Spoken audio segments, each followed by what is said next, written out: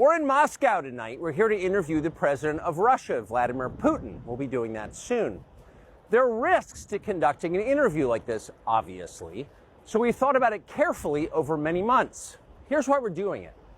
First, because it's our job. We're in journalism. Our duty is to inform people. 2 years into a war that's reshaping the entire world, most Americans are not informed. They have no real idea what's happening in this region, here in Russia or 600 miles away in Ukraine. But they should know. They're paying for much of it in ways they might not fully yet perceive. The war in Ukraine is a human disaster. It's left hundreds of thousands of people dead, an entire generation of young Ukrainians, and it's depopulated the largest country in Europe. But the long-term effects are even more profound. This war has utterly reshaped the global military and trade alliances, and the sanctions that followed have as well. And in total, they have upended the world economy. The post-World War II economic order, the system that guaranteed prosperity in the West for more than 80 years, is coming apart very fast, and along with it, the dominance of the US dollar. These are not small changes. They are history-altering developments. They will define the lives of our grandchildren. Most of the world understands this perfectly well. They can see it. Ask anyone in Asia or the Middle East what the future looks like. And yet the populations of the English-speaking countries seem mostly unaware. They think that as nothing has really changed. And they think that because no one has told them the truth. Their media outlets are corrupt. They lie to their readers and viewers. And they do that mostly by omission.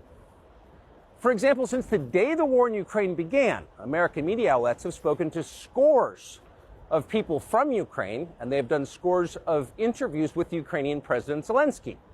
We ourselves have put in a request for an interview with Zelensky, and we hope he accepts. But the interviews he's already done in the United States are not traditional interviews. They are fawning pep sessions specifically designed to amplify Zelensky's demand that the U.S. enter more deeply into a war in Eastern Europe and pay for it. That is not journalism. It is government propaganda. Propaganda of the ugliest kind, the kind that kills people.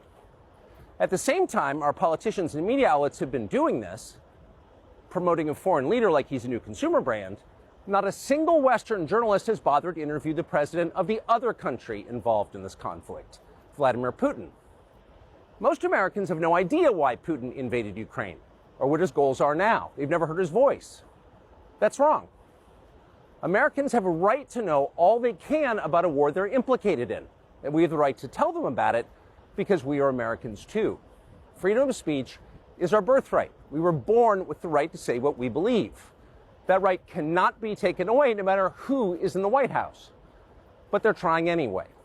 Almost 3 years ago, the Biden administration illegally spied on our text messages and then leaked the contents to their servants in the news media. They did this in order to stop a Putin interview that we were planning. Last month, we're pretty certain they did exactly the same thing once again. But this time, we came to Moscow anyway. We are not here because we love Vladimir Putin. We are here because we love the United States, and we want it to remain prosperous and free. We paid for this trip ourselves. We took no money from any government or group, nor are we charging people to see the interview. It is not behind a paywall. Anyone can watch the entire thing, shot live to tape and unedited, on our website, tuckercarlson.com. Elon Musk, to his great credit, has promised not to suppress or block this interview once we post it on his platform, X, and we're grateful for that. Western governments, by contrast, will certainly do their best to censor this video on other less principled platforms because that's what they do. They are afraid of information they can't control. But you have no reason to be afraid of it.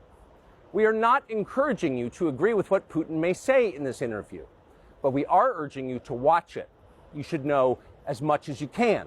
And then, like a free citizen and not a slave, you can decide for yourself. Thanks.